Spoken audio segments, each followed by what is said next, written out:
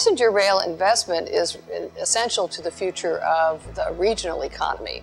You know, when we're looking at connecting to the Midwest high-speed rail corridor, which would originate out of Chicago, when we look at the 3C corridor, which connects Cleveland, Columbus, and Cincinnati, and then if we were to look within our own region at the future, hopefully, which includes light rail, which would connect the city of Cincinnati, for example, with other major growth areas in the region, such as Warren County and Claremont County, as well as to the south in northern Kentucky.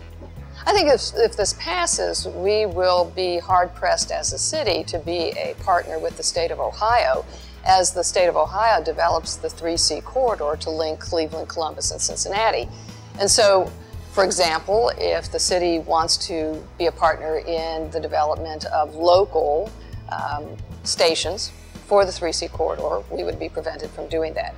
If we wanted to actually invest money to develop local plans that would link the 3C corridor with other things such as the streetcar or light rail out to Claremont County and the eastern corridor, the city would be prevented from doing that. So it would have a very damaging effect in the city's ability to partner with other local governments as well as the state government as we're building a real public transportation system for the future.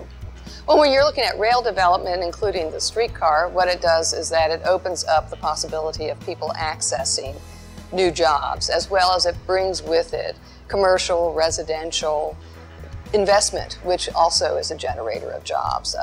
So in the short run, any sort of improvement to public transportation is a benefit to everybody across the income spectrum, I believe.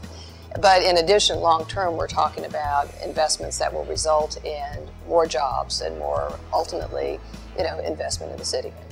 They might be confused because they might think that they're just voting on the issue of whether they support or don't support streetcars. But that's not what the petition language said, and that's not what the ballot initiative is about. It's actually about stopping any investment in rail, and it would basically result in Cincinnati being left out in the cold, as many cities around the region, as well as around the country, are looking at not just what they can do in their cities, but how they can connect their cities to other cities and regions around the country. I personally believe that people have the right to put initiatives on the ballot. Not a problem with that. But what's occurring at this point is that every time there is a disagreement about any issue, some people have perfected the technique and are taking it to the ballot.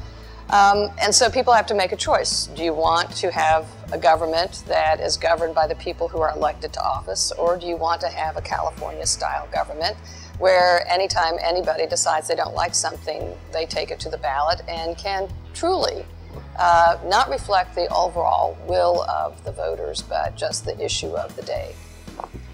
Well, you can love the streetcar, you can hate the streetcar, but the ballot initiative is not about the streetcar. It's about the future of the city.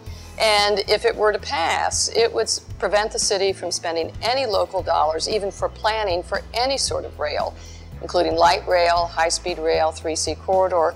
So in essence, if you support the ballot initiative, you're basically voting for the past and preventing the city from investing in the future.